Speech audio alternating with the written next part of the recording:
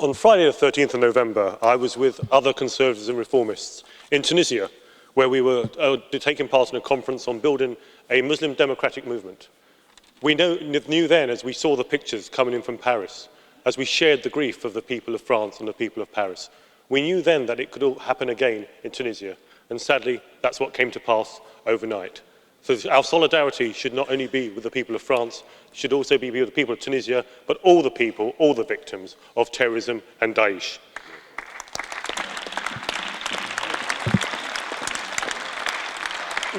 One of the terrorists involved in the Paris attacks spent his night drinking alcohol and smoking cannabis, and another never went to the mosque. Two British terrorists ordered a book before they fled for Syria last year. And the name of that book? Islam for Dummies.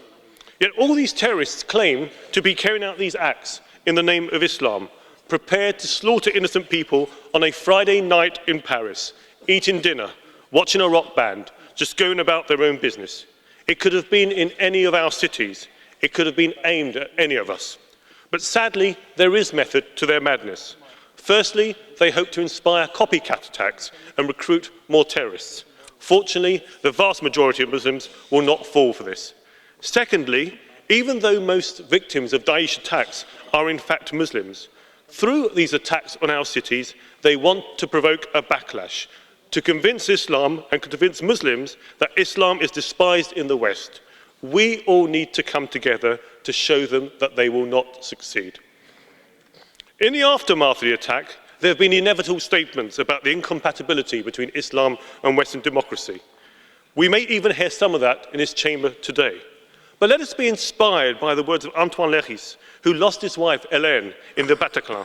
He told the terrorists, "I will not give you the gift of hating you." How brave he must have been to write those words. To people who had just murdered his wife, to people who had shattered his life, to people with a love for death, who attacked a city known for its love of life.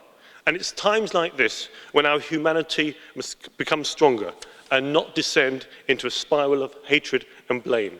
We need to come together to learn the lessons, to strengthen our resolve and to develop our response. But a response that must be measured and proportionate.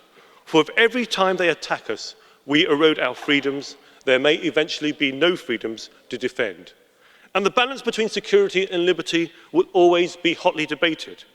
But we should debate this delicate balance without accusations, without any of the insults I see flying across this chamber, without questioning political opponents' determination to fight terrorism, because this whole House needs to come together to agree on clear and tangible measures to strengthen our protections, such as the passenger name record system by the end of the year. And the ECR rapporteur, Timothy Kirkhope, will deliver this, working with all the other groups, but also addressing the concerns over civil liberties, such as the better sharing of intelligence between national agencies.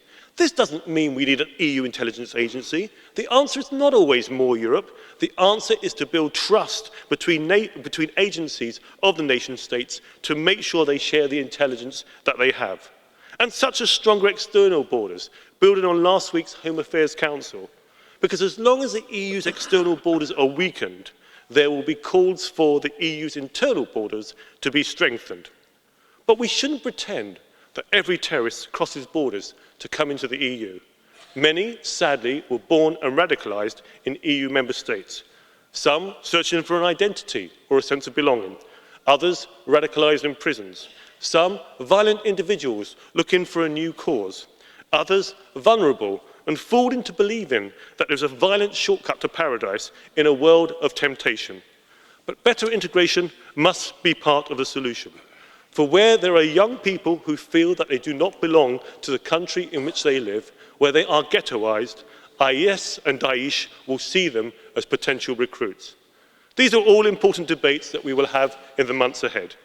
But today, whether you believe in a United States of Europe or whether you believe in a Europe of nation states, we should all unite to state a simple message.